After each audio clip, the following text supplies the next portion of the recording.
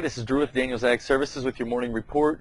Markets finished up mixed yesterday. You had corn lower, beans unchanged, and then wheat slightly higher on the day. And as far as the months we're going to follow moving forward, now that July is off the board, came off the board on Monday, we're actually going to take a look at new crop now. So we're going to be looking at December corn, we're going to be looking at November soybeans, and then we're also going to be taking a look at December wheat. So when you hear me talk about prices and whether we're higher or lower on the morning or whether we're higher or lower on the previous day, I'm going to be basing it off of those months. So keep that in mind moving forward. Again, December corn and wheat, and then November beans. As far as this morning, we're all higher across the board. Getting a little bit of a bounce here. Technically, the market's a little oversold.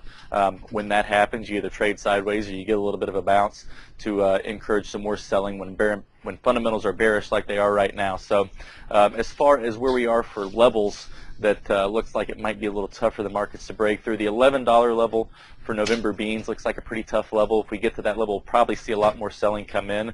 When you take a look at commercial positions, it appears that farmers really haven't sold a whole lot of this year's crop, so they'll likely use rallies to make some more sales, and that could pressure the market, and we'll likely see that come around the $11 mark. And then as far as corn, technical level comes in around $3.95.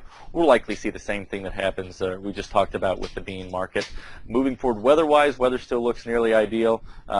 Any changes to that we'll let you know, but really not a whole lot to say other than it's nearly ideal. And this will be the last Wilkins Ag Wire for the week. I'm actually out of the office tomorrow and Friday, so we will be back on Monday with a regular scheduled report, but no more Wilkins Ag Wire reports for the remainder of the week. So I hope you all have a good rest of your week, and we will see you on Monday.